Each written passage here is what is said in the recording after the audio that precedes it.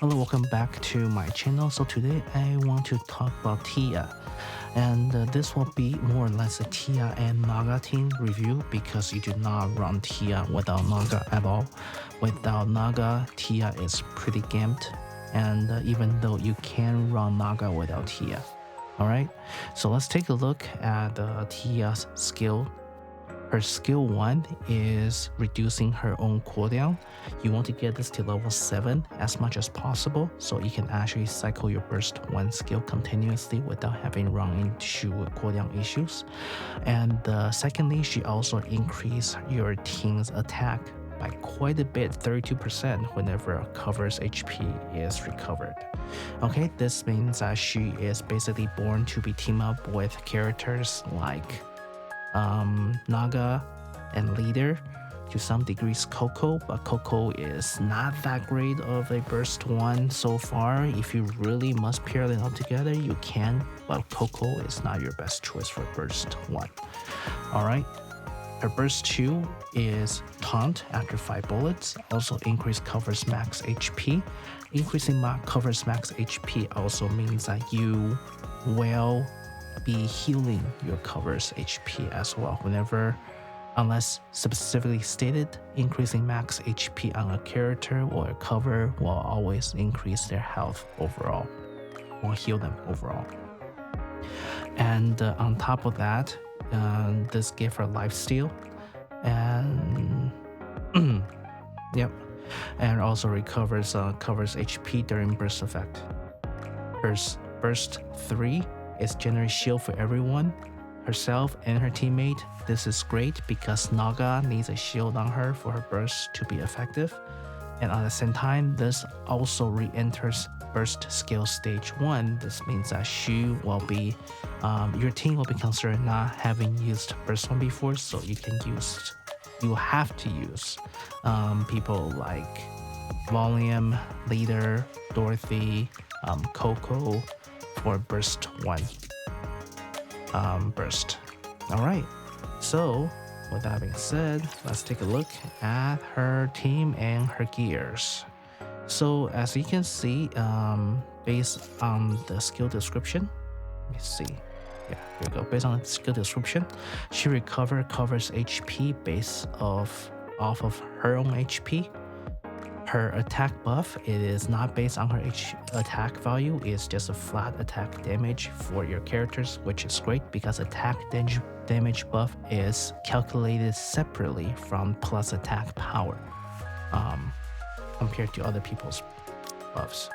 This means that you really just only need to focus on HP for her, and if you want to focus on HP, you will want to get the helmet, the body, and the boot. You can completely ignore the glove. You don't need to overload this one.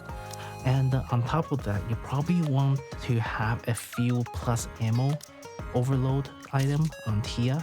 This will help your team to gain that very first 2 or 3 seconds of entering the stage to increase your team's burst gauge quite a bit at the beginning. So it will help them run out a little bit faster.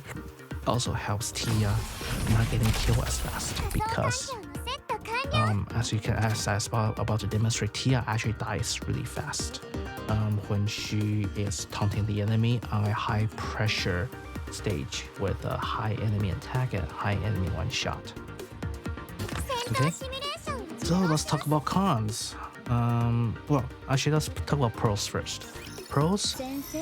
The Naga team deals a lot of damage. In fact, in theory, on bosses with force, the Tiaga team deals way more damage than the Rabbit team. Alright? And so that will be definitely very useful for your own team. Secondary, what is the other bad thing about this team? The bad thing about this team is that this team's composition is extremely limited. Due to Tia's burst 1 cycling skill, you have to have 2 burst 1s, and so this will make your force into 1-1-2-3-3 team. 2 burst 1s, 1 burst 2s, and 2 burst 3s.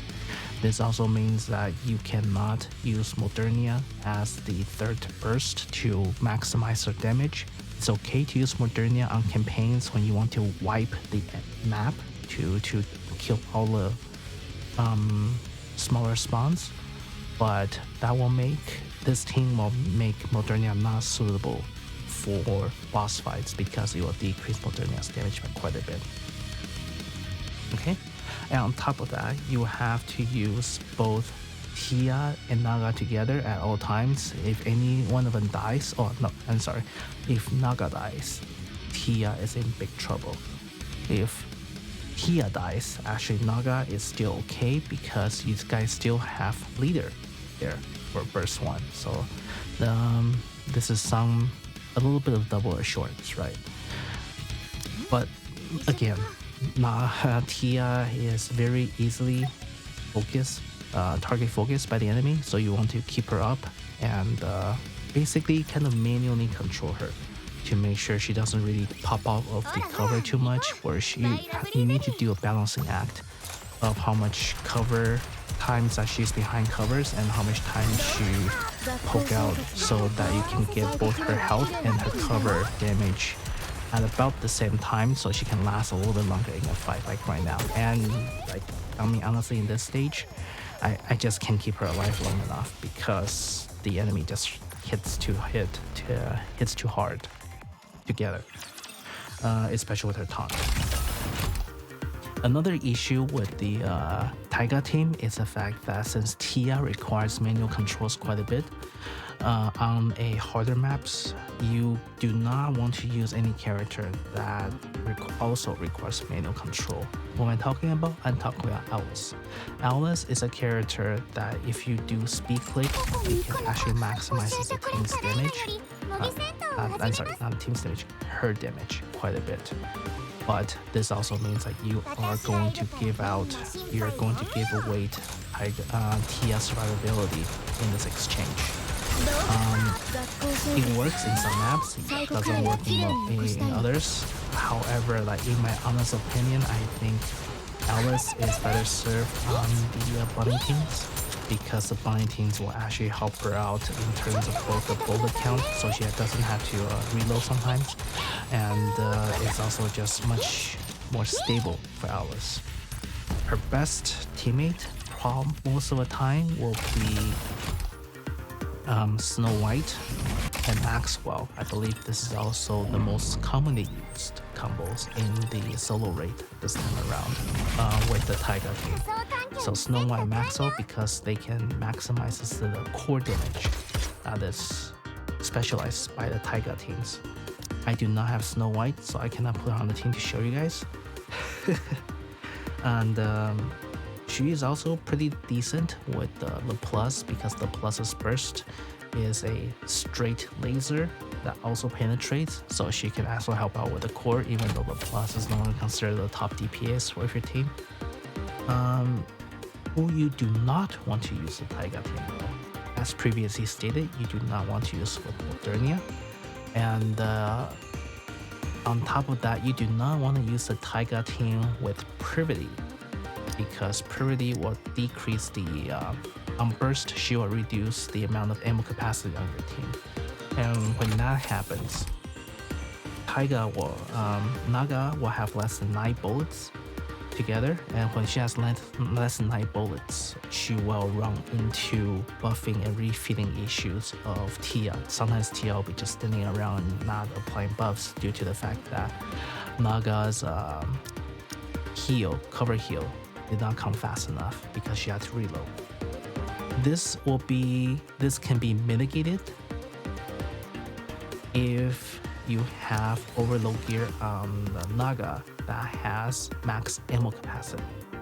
So just say if you want to put Purity on the same team as them, you want to have increase max ammo capacity on Naga to make them run better. Okay. For this team's burst 1, you can actually run both leader, you can run volume, where's volume, and you can also run her with Dorothy. Leader and Dorothy are the two highest potential damage but at the same time, Dorothy has better team to go on to. She's best to be paired with Novel, to be honest, and you can also always put Dorothy, especially Dorothy with the Privity together for a fast shotgun team with Summer Annies if you have the setup to do so. So this leaves her with Leader, Volume, and Coco. If you do not have a leader, you can try to use Coco. The issue with Coco is that Coco does not have cooldown reduction.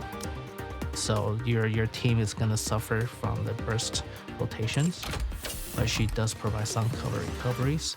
The better option, of course, is Leader, because Leader is skill cooldown reductions, and she also covers your cover's health, and whenever cover health is added, it will make Leader's buff will make Tia's buff much more consistent to your team than compared to Volumes. So honestly, this team's best match would be Leader, but this also means that you will be fighting for the support for your Bunny team, because Bunny team also like to use Leader as their teammates. Either Leader or I'm not sure why I have Dorothy here. It should be Volume. It will be either Leader or Volume.